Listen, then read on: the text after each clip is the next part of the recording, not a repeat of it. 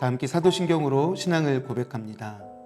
나는 전능하신 아버지 하나님, 천지의 창조주를 믿습니다. 나는 그의 유일하신 아들 우리 주 예수 그리스도를 믿습니다. 그는 성령으로 잉태되어 동정녀 마리아에게서 나시고 본디오 빌라도에게 고난을 받아 십자가에 못 박혀 죽으시고 장사된 지 사흘 만에 죽은 자 가운데에서 다시 살아나셨으며 하늘에 오르시어 전능하신 아버지 하나님 우편에 앉아 계시다가 거기로부터 살아있는 자와 죽은 자를 심판하러 오십니다. 나는 성령을 믿으며 거룩한 공교회와 성도의 교제와 죄를 용서받는 것과 몸의 부활과 영생을 믿습니다. 아멘.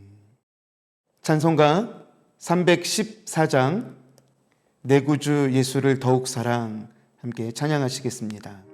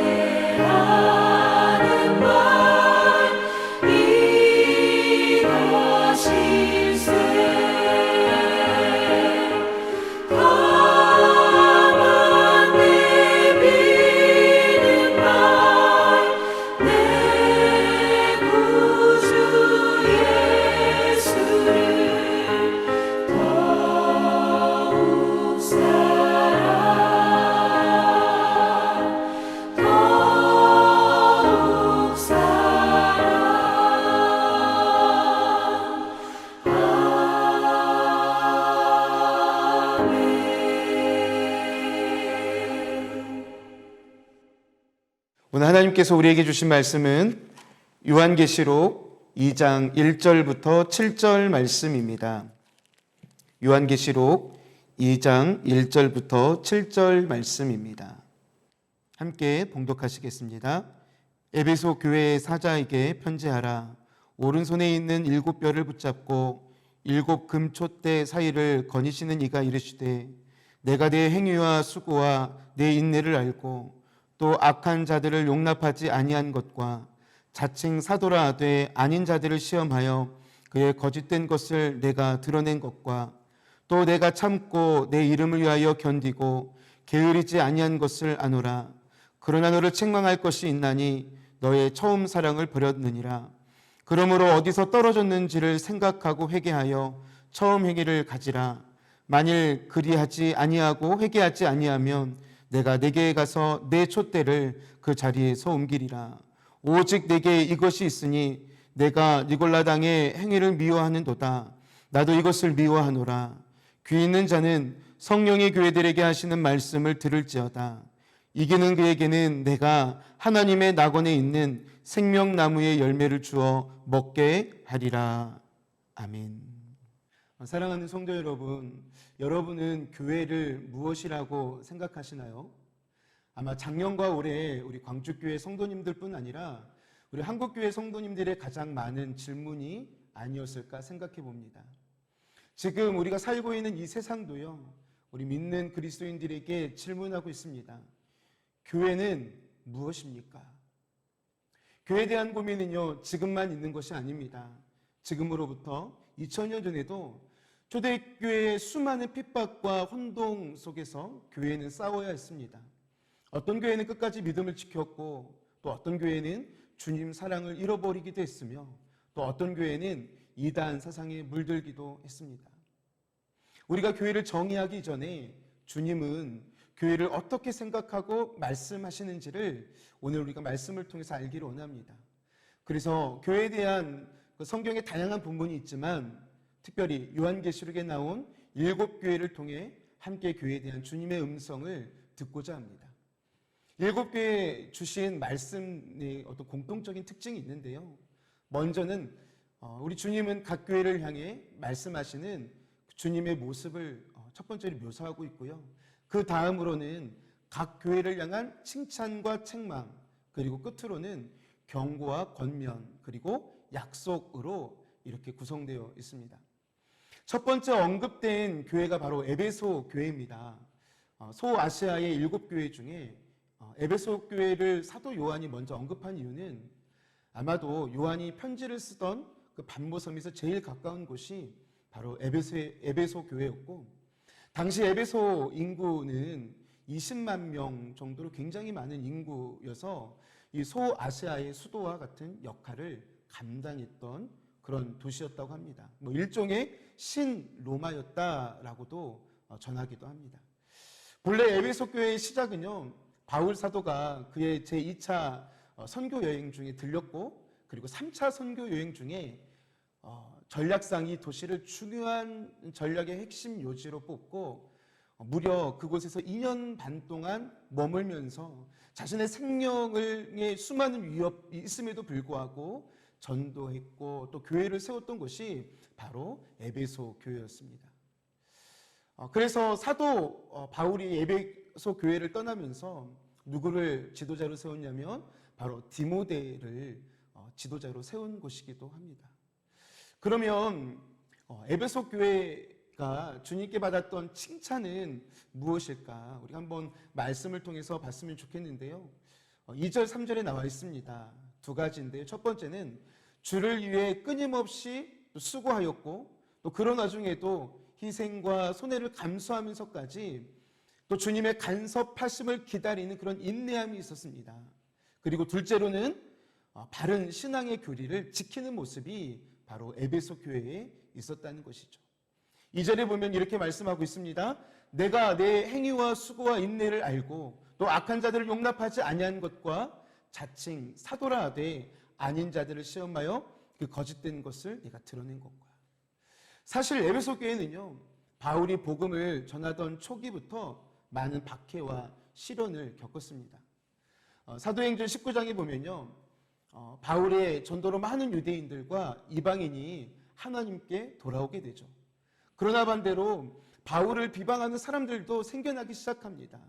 그러자 두란노 서원에서 제자들을 따로 세워서요, 2년 반이나 복음을 가르칩니다. 그때 이 알테미스 신전 주변에 그 여신의 우상 신장을 만들어서 팔던 상인들이 있었는데요. 성경에는 데메드리오라는 은장색이 등장합니다. 그는 자신의 생계의 위협을 받자 바울과 그리고 그리스도인들을 굉장히 격렬하게 핍박했습니다.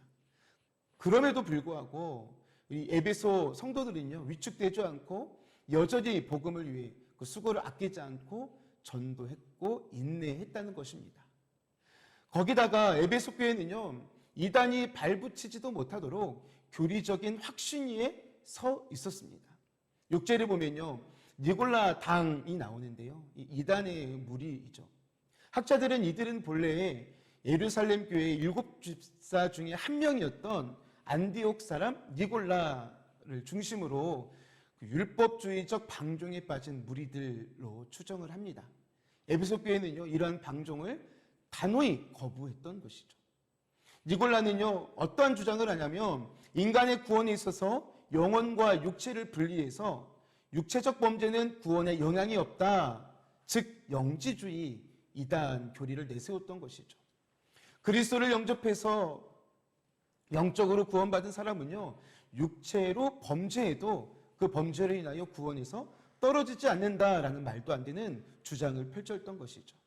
이 같은 그의 새로운 교리는요, 아직 회개하지 못한 무리들이나 이방 종교 생활에 온전히 벗어나지 못한 일부 버가목 교인들에게 대단한 인기를 얻었다고 합니다. 에베소는요, 당시 지혜의 여신이었던 아데미, 또 힘의 상징이었던 헤르메스, 또 승리의 여신이었던 니케를 섬기고 있었어요. 이방 신들을 떠나서는요, 상업도 생활도 없었기에 우상을 섬기며 그것이 그 사람들을 구원해서 떨어뜨릴 수 없으며 또 이방 중에 혹 음행이나 우상을 섬기는 일을 계속하고 있어도 예수를 믿고 구원 얻을 수 있다라고 주장을 했었던 것입니다. 그럼에도 불구하고요, 당시에 에베소 교인들은 주님의 책망이 필요했던 치명적인 한 가지 약점이 보이기 시작한 것입니다. 그것이 바로 에베소 교회가 주님께 책망받았던 내용이죠. 무엇입니까? 바로 첫사랑을 버렸다는 것입니다. 4절에 보면요, 이렇게 말씀하고 있습니다. 그러나 너를 책망할 것이 있나니 너는 처음 사랑을 버렸느니라. 사랑 여러분, 인간의 모든 사랑은요, 가변적일 수밖에 없어요. 뜨거운 첫사랑도 때론 식을 수가 있고요. 그래서 에베소 교인들은 주님 사랑 또한 성도 사랑이 점점 식어졌고 변질되어 갔던 것이죠. 핍박을 받으면서도 유지했던 그 따끈한 뜨거운 사랑도 언젠가부턴가 식어지기 시작한 것입니다. 주님 때문에 행복했고 또 맡겨주신 그 사명이 두렵고 떨렸으며 또 주님과의 만남을 가장 우선순위에 두고 감격했던 그들이었지만, 그러나 지금은 그 사랑이, 그 처음 사랑이 점점 희미해져 가고 있다는 것이죠. 사랑 여러분, 여러분들의 신앙은 어떻습니까? 여러분들의 신앙은 안녕하십니까? 또 하나님을 향한 그 첫사랑은 여전하십니까? 혹시 우리도 에베소 교회처럼 첫사랑을 잃어버리고 있지 않는지, 점점 희미해지고 있지는 않는지 우리를 돌아봐야 할 것입니다. 감사한 것은요, 주님께서는 에베소 교회에 회복할 수 있는 방법을 친히 말씀해 주셨습니다. 그것이 무엇이냐면 바로 기억하고 회개하는 것입니다.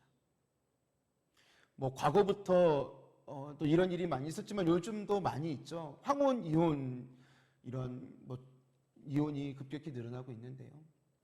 즉 첫사랑을 잃어가는 부부들에게 상남자들이요, 종종 추억 여행을 떠나세요 이렇게 권유한다고 합니다.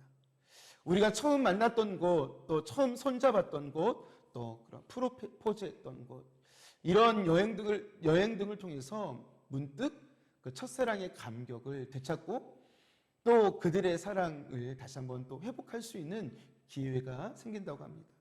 마찬가지로 우리는요, 자주 내가 주님을 만났던 처음 만난 그곳, 어쩜 그것이 기도의 여행일 수도 있죠.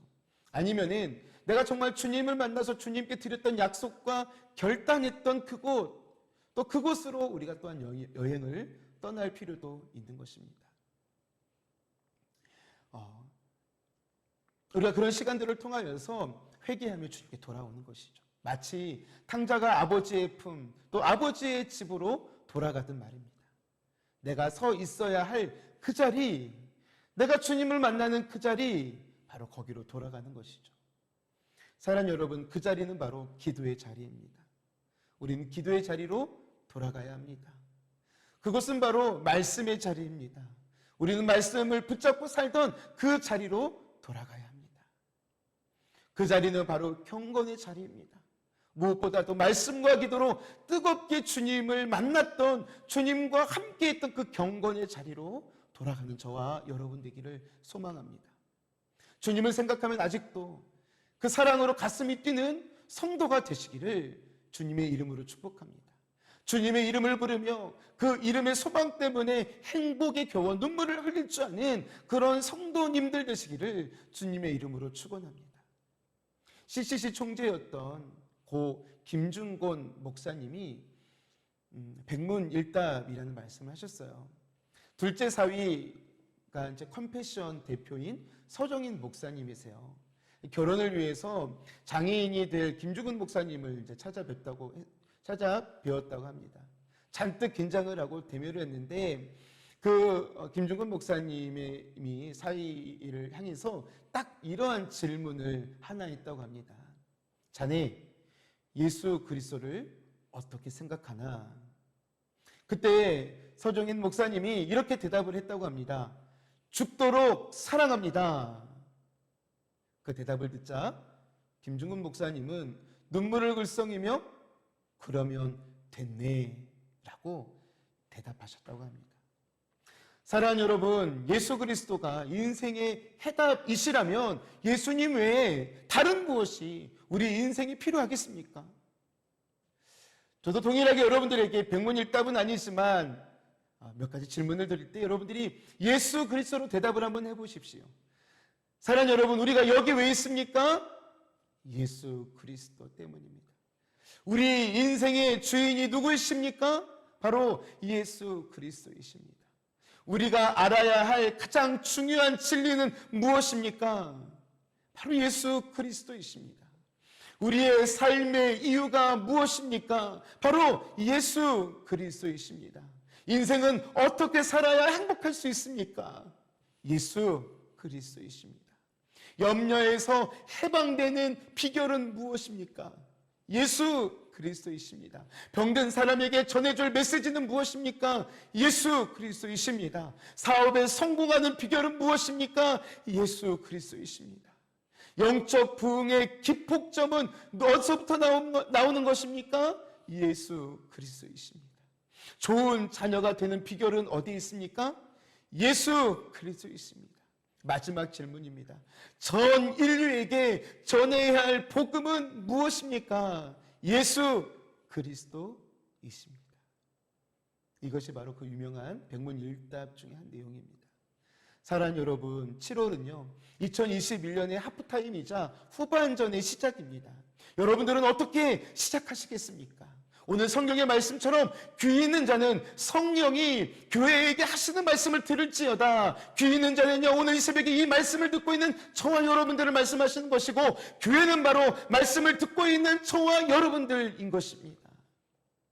주님을 향한 첫사랑을 다시 회복하십시오. 끝까지 이기는 자가 되십시오. 생명나무 열매가 되시는 예수 그리스도를 믿음으로 하나님의 낙원에 모두 다 들어가시기를, 그러한 저와 여러분 되시기를 주님의 이름으로 축원합니다. 주님이 가르쳐 주신 기도 드리시겠습니다. 하늘에 계신 우리 아버지, 아버지의 이름을 거룩하게 하시며 아버지의 나라가 오게 하시며 아버지의 뜻이 하늘에서와 같이 땅에서도 이루어지게 하소서. 오늘 우리에게 일용할 양식을 주시고 우리가 우리에게 잘못한 사람을 용서하여 준 것 같이 우리 죄를 용서하여 주시고 우리를 시험에 빠지지 않게 하시고 악에서 구하소서. 나라와 권능과 영광이 영원히 아버지의 것입니다. 아멘.